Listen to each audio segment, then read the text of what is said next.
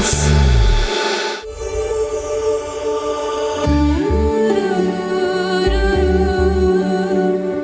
3 എഴുതണം നീ.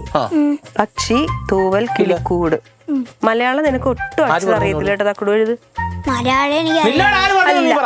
നീ അമ്മച്ചിയുടെ കാര്യം വിടക്ക്. നിന്നോട് ആര് പറഞ്ഞു? ഞാൻ പറഞ്ഞോ? റോസ്മേരി വല്ലവരും പറയുന്നിട്ട് നീ ആദ്യം അതിനകത്ത് സത്യാവസ്ഥ എന്താ, പൊരുൾ എന്താന്ന് ചോദിക്കണ്ടേ? ലിലിപ്പനോട് ഇപ്പോണ്ട്, ഞാൻ കൊടുക്കാം. അല്ല ഒന്നുമില്ല, ചോദിക്കേണ്ട കാര്യമൊന്നുമില്ല. പൊടിക്കങ്ങ് അടങ്ങട്ടെ. ഞാൻ നിന്റെ കെട്ടിയതല്ല, ഞാൻ നിന്റെ ഭാര്യയിലടി. നീ അവരെ വിളിച്ചു ചോദിയില്ല. ത്രേസ്യാമ്മ ചേട്ടത്തിയെ വിളിച്ചിട്ട് ഞാൻ അങ്ങനെ ഒരു വാക്ക് പറഞ്ഞിട്ടുണ്ടെന്ന് പറഞ്ഞ് ഇന്ന് ഡിവോഴ്സ് തീരുമാനിച്ചാലും. അതല്ലാന്നുണ്ടെങ്കിൽ നീ ഇനി ശ്രീധരൻ എനിക്ക്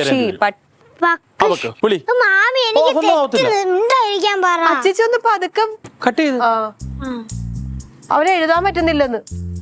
പകല് മൊത്തം മാവിനും പ്ലാവിനും കല്ലെറിഞ്ഞുകൊണ്ട് നടക്കുന്ന സമയത്ത് എഴുതണമായിരുന്നു. ഇതൊക്കെ രാത്രി മാത്രമേ പഠിക്കൂ. ഇയാളാര് സയന്റിസ്റ്റോ?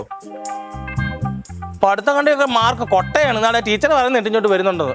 ഇല്ല, എനിക്ക് 100 അത് 10 വിഷയത്തിന്റെ മാർക്ക് കൂടെ കൂട്ടണം. ഇങ്ങനെ 17, 10, 12 അങ്ങനെ.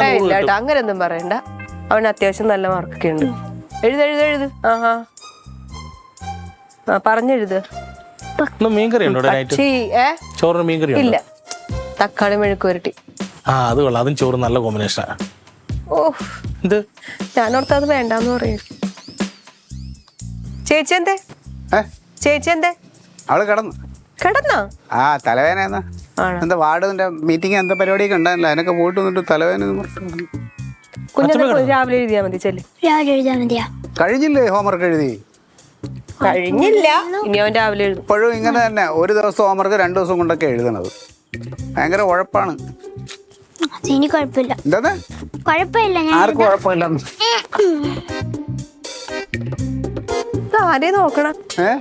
ആരെ നോക്കണേന്ന്. ഇല്ല, ഒന്നുമില്ല. ഞാൻ നോക്കിയാ പട്ടി എന്താ നിക്കുന്ന പോലെ കടലിൽ പോകണ്ടോ? കടലിൽ പോകണ്ടോ? എന്താ നിന്റെ പ്രശ്നം? എന്താണ്? നിനക്ക് ഉറക്കമൊന്നും വരണില്ലേ? ഞാൻ ഉറക്കം തൂങ്ങി വന്നപ്പോഴാ റോസ്മേരിയുടെ കോള് വന്നു. ഇന്നത്തെ ഉറക്കം പോയി. ഓ, കുറെ ആളുകൊണ്ട് സുഖമായിട്ട് ഇവിടെ കിടന്ന് ഉറങ്ങയല്ലേ? ഒരു ദിവസമൊക്കെ ഉറങ്ങാതിരിക്കണമല്ല. കഴിച്ചാ? ഓ, കഴിച്ചിട്ടാണ് ഇനി ഇവിടുന്ന് തക്കാളിയും ചോറും തിന്നാനിരിക്കുന്ന. തക്കാളിയും കൂട്ടി കഴിച്ചില്ലല്ലോ. ഇവിടെ വെറുമ്പുളിയും മെഴുക്കൊറ്റയൊക്കെ ആയിരുന്നു. ആരിൽ വരാണ്ടോ? നിനക്കാരെങ്കിലും വരാണ്ടോ? ഇല്ല. എനിക്കാരും വരാൻ. പച്ചമിക്ക് എന്തെങ്കിലും ടെൻഷൻ ഉണ്ടോ? കുടുംബമായിട്ടൊക്കെ ജീവിക്കുന്നവർക്ക് ചിലപ്പോൾ ടെൻഷനൊക്കെ ഉണ്ടാവും. നിനക്കൊന്നും അങ്ങനെ പ്രശ്നമൊന്നുമില്ലല്ലോ. ഞാൻ പറഞ്ഞ അനാഥനാണല്ലോ. ഞാൻ അനാഥനാണല്ലോ. നീ അല്ല അനാഥായി, നിന്റെ ഭാര്യയും 2 മക്കളുമാണ് അനാഥകൾ. നീ ഇവിടെ സൂചി കിടക്കയില്ലേ? അതാണ് ബീച്ചാണല്ലോ ഇത്. പോലീസുകാരൻ വരാറായില്ലേ? അച്ചമ്മയെ കാണേണ്ട ആവശ്യം വല്ലതും ഉണ്ടോ? അച്ചമ്മയെ കാണേണ്ട ആവശ്യം വല്ലതും ഉണ്ടോ? ഒരു ചെറിയ കേസുണ്ട്. നാട് വിട്ട് ഇവിടെ വന്നിപ്പോൾ അവനെ ഒന്ന് പൊക്കി അങ്ങോട്ട് തിരിച്ചു വിടണം. ആര്? എനിക്കിട്ടാണെന്ന് നല്ലത്. പിന്നെ ഞാൻ ഉറങ്ങില്ല, വിളിക്കാം. തക്കാളിക്കറി മൊത്തം തീർക്കല്ലേ.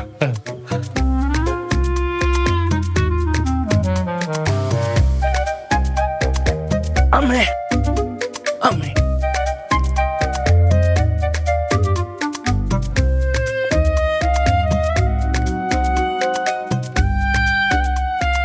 ചേട്ടാ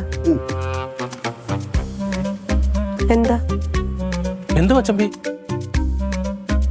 എന്താടാ? അല്ല, കേറിയിട്ട് തിരിച്ചിറങ്ങിയ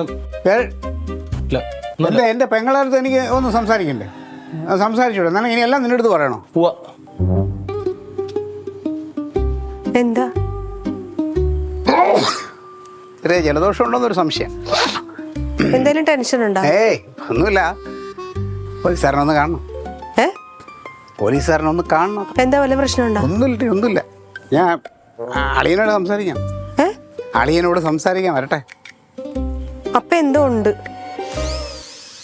അതൊന്നുമില്ല, നമ്മളെ ബാധിക്കുന്ന വിഷയമല്ല. നമ്മളെ ഒരു വേണ്ടപ്പെട്ട ഒരാളുടെ ഒരു ചെറിയ കാര്യം ഒന്ന് സംസാരിക്കണം, അത്രേ ഉള്ളൂ. വേറെ കുഴപ്പമൊന്നുമില്ലല്ലോ? നമുക്ക് കുഴപ്പമൊന്നുമില്ല. അല്ലല്ലോ? അല്ല, നീ പോയി കിടന്നുറങ്ങിക്കോ. അപ്പോ ഇല്ല, ഏട്ടന് ചപ്പാത്തി ചുട്ടു. എന്നാ പിന്നെ ചപ്പാത്തി വിടും.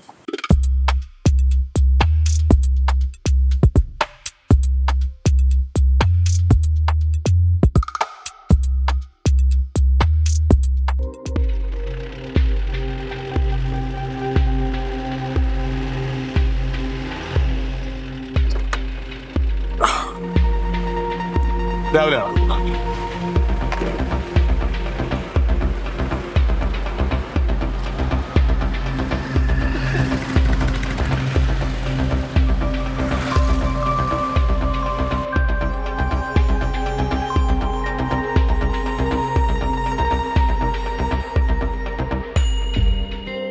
Good night.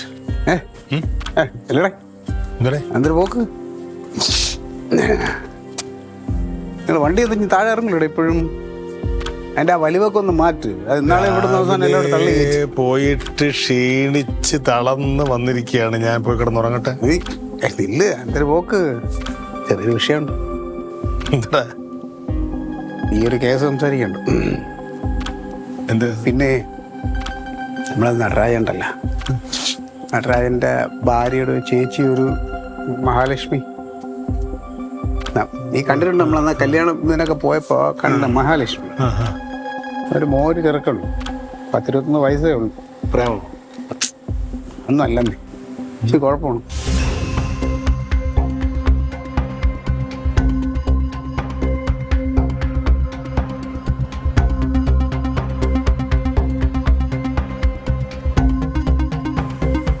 നീ ഒരു കാര്യം ചെയ്യും, നാളെ രാവിലെ നടരാജനോടും ആ സ്ത്രീയോടും സ്റ്റേഷനിലേക്ക് വരാൻ പറയാം.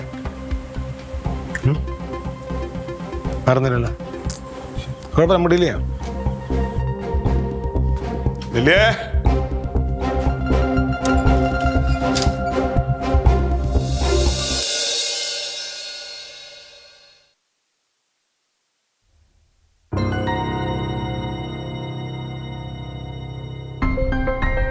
കനകസാനെ ഒന്ന് കാണണമായിരുന്നു. ഇങ്ങോട്ട് വരാൻ പറഞ്ഞിരുന്നു. എന്താണ് കുഴപ്പം വല്ലതും ഉണ്ടാ? ചെറിയ പ്രശ്നമുണ്ട്, അത് പറയാനാണ് ഞങ്ങൾ വന്നത്. കനകസാനെ നേരിട്ട് കണ്ട് സംസാരിക്കണം. ഇതാര്? എന്റെ ഭാര്യയുടെ ചേച്ചിയാ. തന്നെ സാറേ, സാറേ എന്തോ സാറേ? ഇവിടെ കനക സാറിനെ കാണാനായിട്ട് വന്നത്. ആ ഞാൻ പറയാം.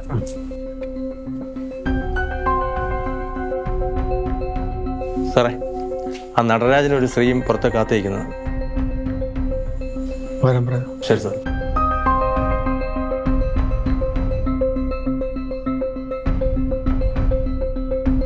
നിങ്ങൾ രണ്ടുപേരും അകത്തേക്ക് ചെല്ലാൻ പറഞ്ഞു.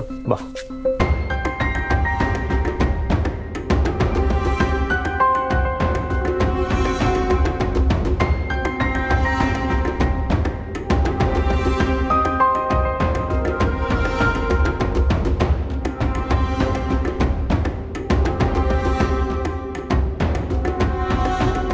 ക്ലീറ്റസിനോട് കാര്യങ്ങളൊക്കെ പറഞ്ഞായിരുന്നു. വിശദമായിട്ടൊന്നുകൂടെ പറയാൻ പറ്റുമോ? സാറേ, എൻ്റെ മോൻ്റെ പേര് അരുണെന്നാ. അവന് 21 വയസ്സായി. പഠിക്കുക സാറേ. പഠിക്കുകയാണെന്നും പറഞ്ഞുകൊണ്ട് രാവിലെ പോവും. പക്ഷെ പഠിക്കാനൊന്നും അല്ല സാറേ പോണം, കള്ളത്തരവാ സാറേ പറയണത്. കൈ നിറച്ച് പണമാണ് സാറേ. ഇപ്പം മൊബൈൽ ഫോണും 1-2 ഒക്കെ ഉണ്ട്. ഞാൻ എവിടെ നിന്നാണെന്ന് ചോദിക്കുമ്പോൾ ഓൺലൈൻ വഴി ഒരു ജോലി ചെയ്യുകയാണെന്നാണ് പറയണത്. ചുമ്മയാ സാറേ. എനിക്ക് സംശയം തോന്നി. ഞാൻ അവൻ്റെ മുറി തുറന്ന് ബാഗ് പരിശോധിച്ചു സാറേ. ബാഗ് നിറച്ച് കൊച്ചു കൊച്ചു പൊതികളാ സാറേ.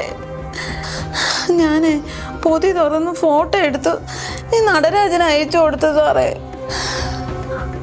അത് കഞ്ചാവാണെന്ന്. അവനത് ഉപയോഗിക്കുക മാത്രമല്ല, കച്ചവടം ചെയ്യുന്നുണ്ട് സാറേ. ഞാൻ ഇതിനെ കുറിച്ച് അവനോട് ചോദിച്ചപ്പം അവൻ എൻ്റെ അടുത്ത് കയർത്ത് സംസാരിക്കുവാ സാറേ. 10 വയസ്സിൽ അവന്റെ അച്ഛൻ മരിച്ചതാ. ഞാൻ കഷ്ടപ്പെട്ടാ സാറേ അവനെ വളർത്തിയത്.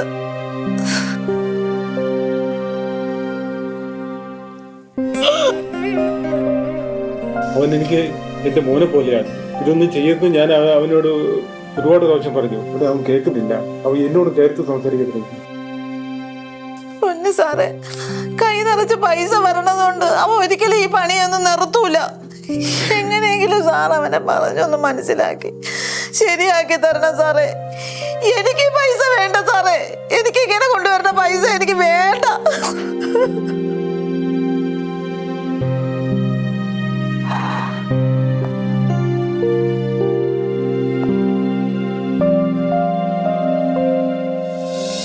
ഹലോ. Hello bro. എത്തിയായിരുന്നോ? വളവിരുന്നതാ. നേരെ വന്നാ മതി. ഞാൻ ഒരു പോസ്റ്റിന്റെ അടുത്ത് നിൽപ്പുണ്ട്. ആ പെട്ടെന്ന്.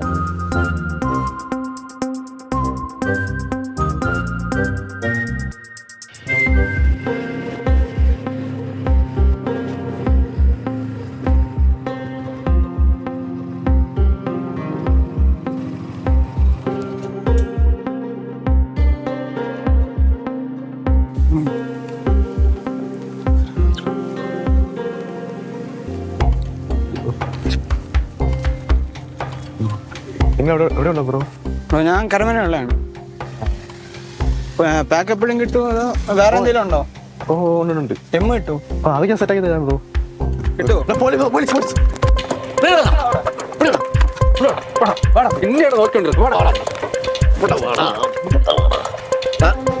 നിങ്ങൾ വയ്ക്കോ, എവിടെ ഞങ്ങൾ നോക്കണം. കിടന്ന് ബഹളം വെക്കണം. ഇതിനകത്ത് ബാഗില് ഒന്നുമില്ലേ? നോട്ടെ.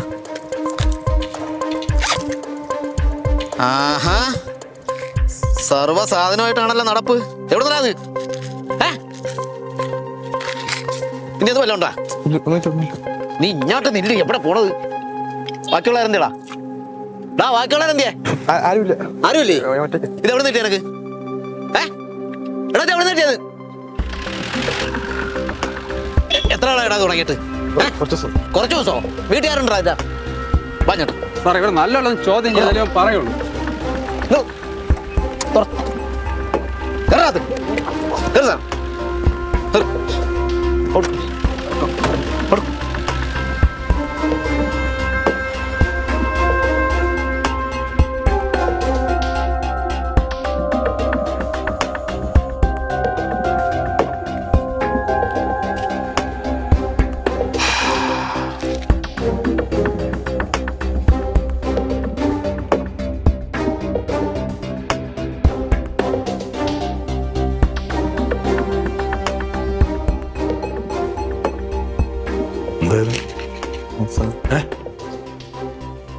ഇതെന്താന്ന്?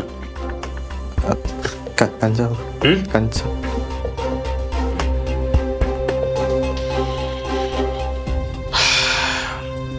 എത്ര എണ്ണം ഉണ്ടോ? എത്ര രൂപയാണ് ഇതിന്? 500 സാർ. എത്ര ആളായി തുടങ്ങിയിട്ട് നീ? 1 വർഷം. അപ്പൊ നല്ല പൈസക്കാരനായി കാണുമല്ലോ നീ. നിനക്ക് നടന്നു കിട്ടുന്ന അത് പറയാൻ പറ്റില്ല. എന്താ പറയാൻ പറ്റുന്ന ചോദിച്ചു മനസ്സിലായില്ലേ? ഇത് നിനക്ക് ആരാ തരുന്നത്? എവിടെന്നാ കിട്ടുന്നത്? എത്ര രൂപയ്ക്ക് കിട്ടുന്നത്?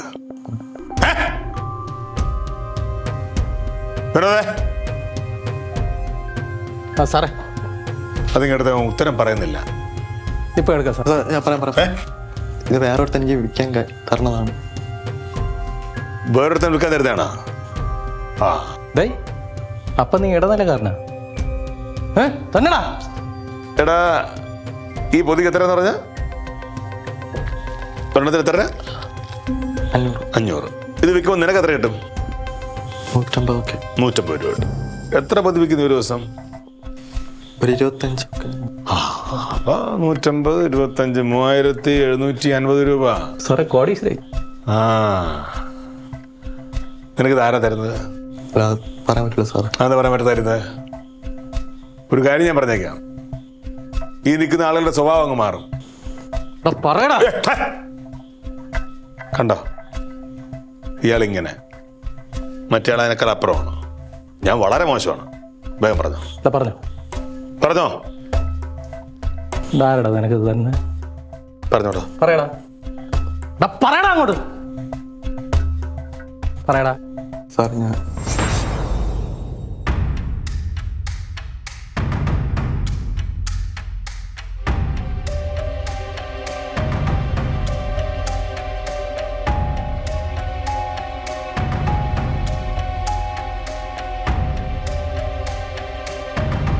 എടാ, ഞാൻ നിങ്ങളെ രണ്ടുപേരും വിളിപ്പിച്ചത് ഗോവയിൽ നിന്ന് പുതിയ സാധനം വന്നിട്ടുണ്ട്.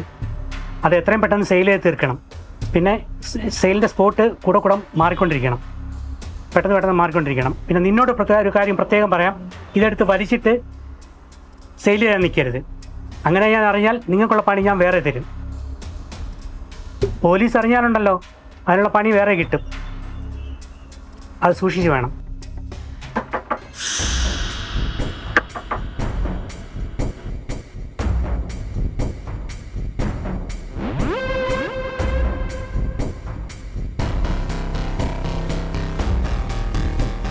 എന്താ സർ?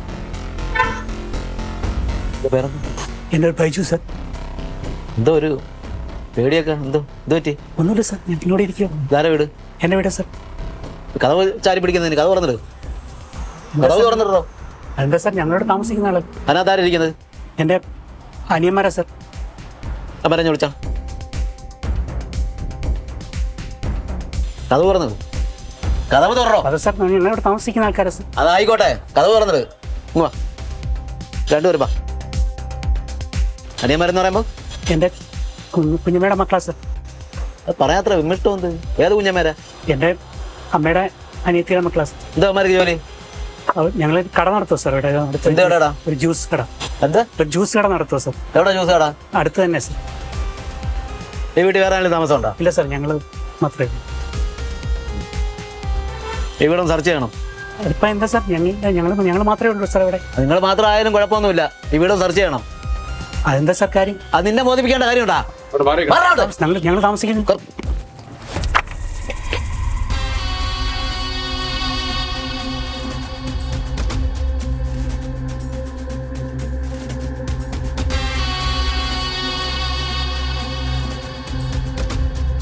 എവിടാ?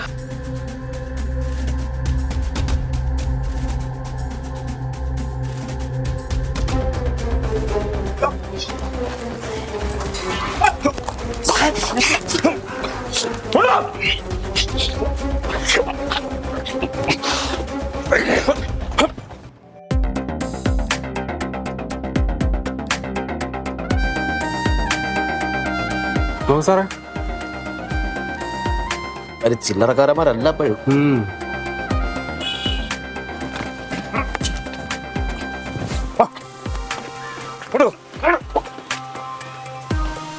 സാറേ ഇത് കണ്ടാ? കഞ്ചാവ്, സിറിഞ്ച്, ബ്രൗൺ ഷുഗർ, MDMA, അത്യാവശ്യം മാർക്കറ്റിൽ കച്ചവടം നടക്കുന്ന സർവ്വ സാധനങ്ങളും അതിനകത്തുണ്ട്. ഇതാണോടാ നിന്റെ ജ്യൂസ് കട?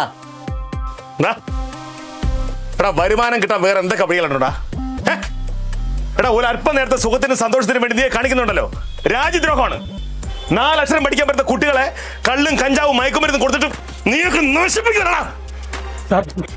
നീ മനസ്സിൽ കുറിച്ചു നീയൊക്കെ എവിടെ കൊണ്ടുവച്ചു കച്ചവടം നടത്തിയാലും ഞങ്ങൾ പൊക്കും. കേരള പോലീസും എക്സൈസും വിദ്യാഭ്യാസ സംഘടനകളും സാമൂഹ്യ പ്രവർത്തകരും ഒരു സമൂഹം മൊത്തം നിങ്ങളുടെ നോട്ടം വിട്ടിട്ടുണ്ട്. കേട്ടിട്ടില്ലേ? ഓപ്പറേഷൻ തൂഫാൻ. കേരളത്തിലെ സകല ലഹരി മാഫിയും ഞങ്ങൾ തുടച്ചു നിൽക്കും, മുറക്കൊണ്ട് നീക്കും. എല്ലായിടത്തും വീട് പൊട്ടി സീൽ തരാം. ഇങ്ങോട്ട് വേണം.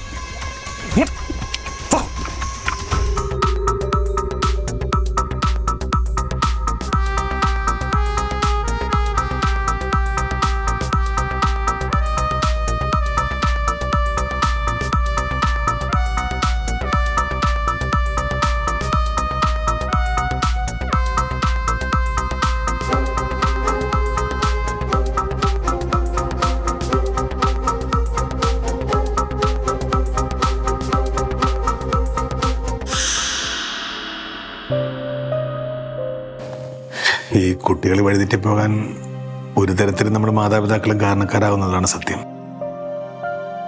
നമ്മളവരെ ഒരുപാട് സ്നേഹിക്കുകയും വിശ്വസിക്കുകയും ചെയ്യുന്നതുകൊണ്ട് അവർ പറയുന്ന സകല കാര്യങ്ങൾക്ക് നമ്മൾ കൂട്ടു നിൽക്കും, അതവർ ഉപയോഗപ്പെടുത്തുകയും ചെയ്യും. ഈ പത്രത്തിലും TV യിലൊക്കെ കാണുന്ന വാർത്തകൾ കാണുമ്പോൾ നമ്മൾ കരുതും നമ്മുടെ മക്കൾ അങ്ങനെ ചെയ്യില്ല എന്ന്. അതാണ് ഏറ്റവും വലിയ മിസ്റ്റേക്ക്. അവർ പുറത്തേക്ക് പോകുമ്പോൾ അവനെവിടെ പോകുന്നു, എന്ത് ചെയ്യുന്നു, ആരോടൊക്കെയാണ് കൂട്ടുകൂടുന്നത്, ഇതൊക്കെ നമ്മൾ അറിഞ്ഞിരിക്കണം.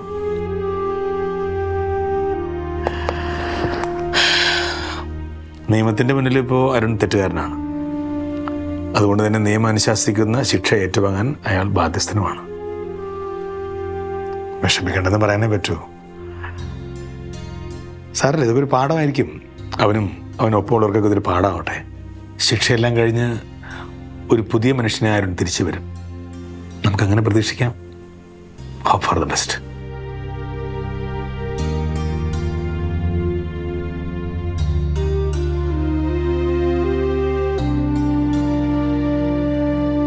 Aliens.